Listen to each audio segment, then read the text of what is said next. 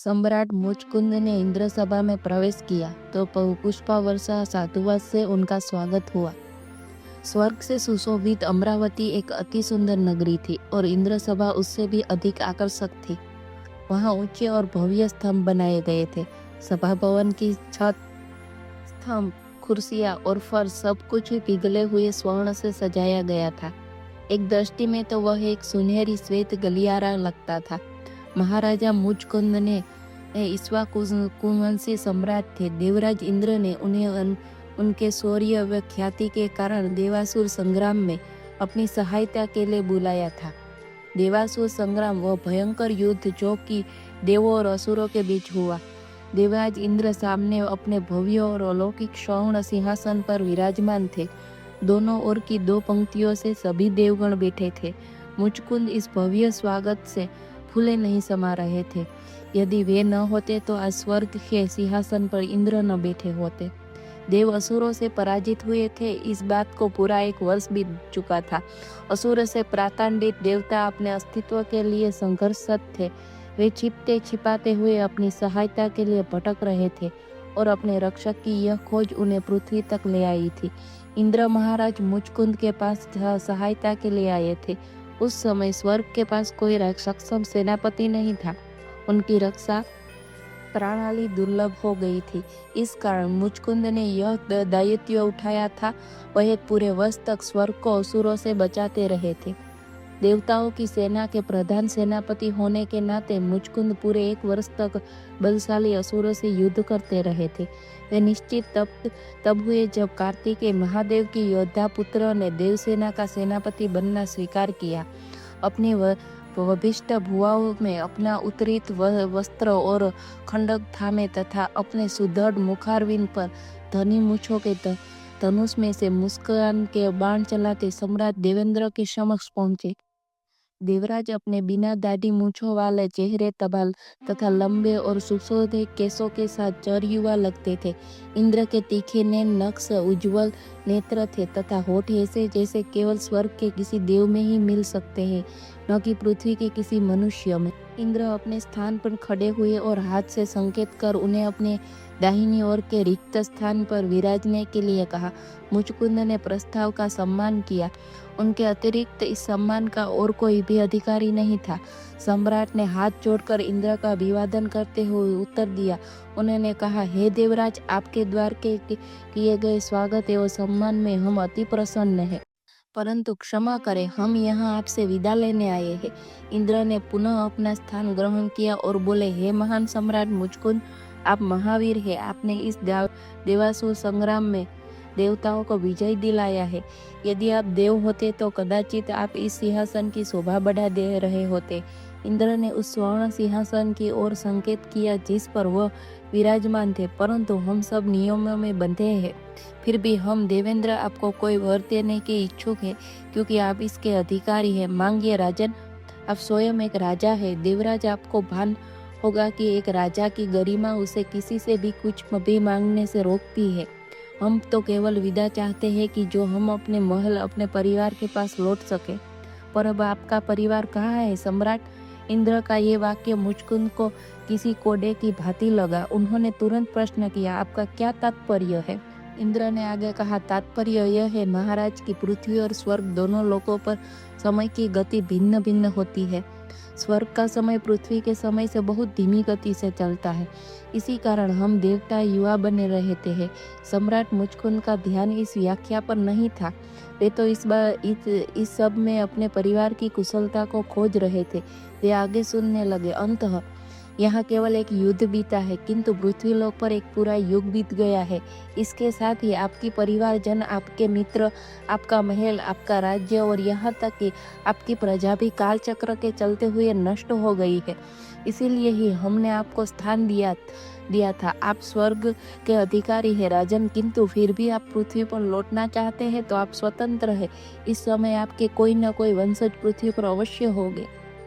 इंद्र की बात सुनकर सम्राट को गहरा धक्का लगा। उनकी पत्नी, संतान, भ्राता तथा बहनें सब क्या नहीं रही थे। मित्र एवं शुभचिंतक अब नहीं थे।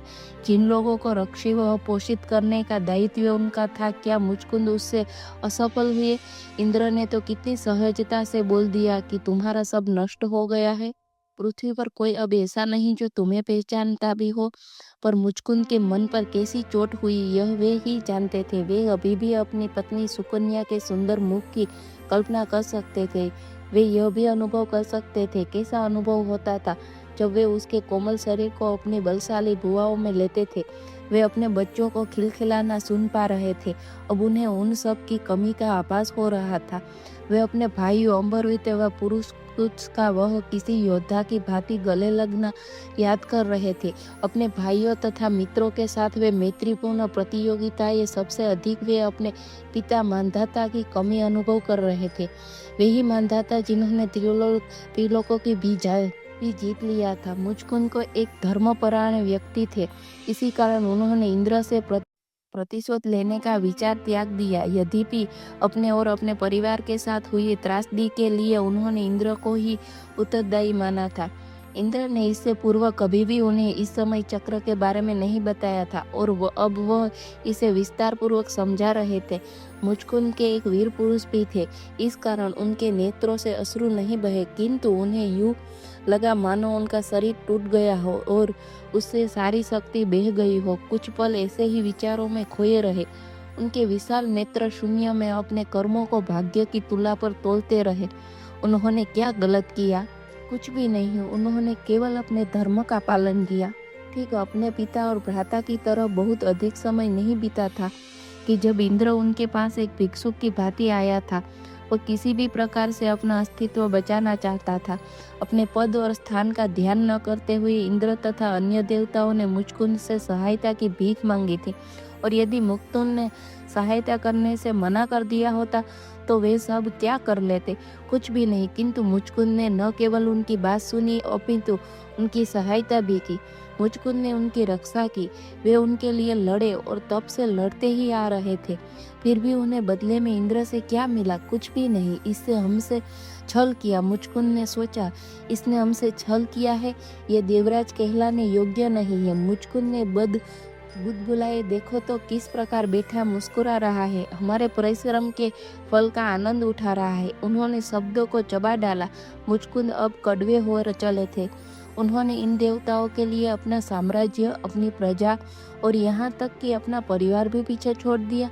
वे एक पूरे वर्ष से सोए नहीं। उन्होंने देवताओं को अपने सगे संबंधियों की भांति सुरक्षा प्रदान की, किंतु इंद्र ने उनके साथ छल किया। उनकी पकड़ अपनी तलवार पर कस गई, परंतु फिर उन्हें ध्यान आया कि वे कौन है। वे सूर्यवंशी श्यावकों के कुल के क्षत्रिय है। उनके पिता का नाम विजयी मानधाता था। अंततः उनके जन्म ही दुर्लभ की रक्षा करने के लिए हुआ था और उन्होंने वैसा ही किया भी। सम्राट मुचकुंद को जो अब तक किसी विजय पताका की भांति प्रसन्नता से लहरा रहे थे, अब शोक में झुकाए गए किसी ध्वज जैसे लगने लगे। उन्होंने स्वयं को उन आदर्शों का स्मरण कराया जिनका कि उनके वंश ने आज तक निर्वहन किया था। उन्हें भान हुआ कि प्रतिशोध लेना उनका धर्म नहीं है। फिर अंतः में इस शाश्वत सत्य का आभास करते हुए कि शरीर नश्वर है तथा मृत्यु ही अंतिम पड़ा, उन्होंने स्वयं को संभाला। उन्होंने कहा, पृथ्वी पर जाए तो किसके लिए? बड़ी सरलता से कह दिया, किंतु क्या यह इतना सरल है देव? अब जो हमारे वंशज पृथ्वी पर होंगे वे तो कदाचित हमारा नाम भी न जानते होंगे। उनसे जाकर क्या कहेंगे हम कि हम तुम्हारे पूर्वज हैं, आओ हमें प्रणाम करो? नहीं नहीं, अब हमारी ऐसी कोई इच्छा नहीं। अरे जिनसे प्रेम था वे तो अब रहे नहीं, और जो है उन्हें तो हमने कभी देखा तक नहीं। अब हमारा मोह भंग हो गया है। अब हम पुनः मोह में फंसना नहीं चाहते हैं और न ही हमें स्वर्गलोक के भोगों की कोई लालसा है। तो फिर आप क्या चाहते हैं? सम्राट इंद्र ने प्रश्न किया। सम्राट, जब इंद्र ने इस शब्द से मुचकुंद को संबोधित किया, उन्हें लगा कि इंद्र उनका उपहास कर रहा है। अब उनसे रहा न गया। उन्होंने कहा, अब हमें सम्राट न कहिए।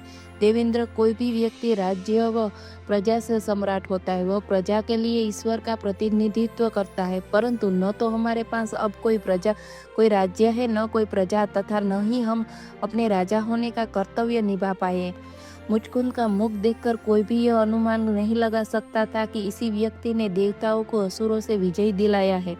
वे आगे बोले, हे देवेंद्र, आप अब हमें वर दे सकते हैं क्योंकि अब हम सम्राट नहीं है, तो कहिए क्या वर चाहिए आपको। इंद्र ने मुस्कुराए कहा, हे देव, हम बहुत थक गए हैं। युद्ध के घावों और कलांतित ने हमें आन घेरा है। इस पर यह सब जानने के उपरांत यह कालीनता दोगुनी हो गई है। अब हम वर्षों की थकान और अनिद्रा अनुभव कर रहे हैं।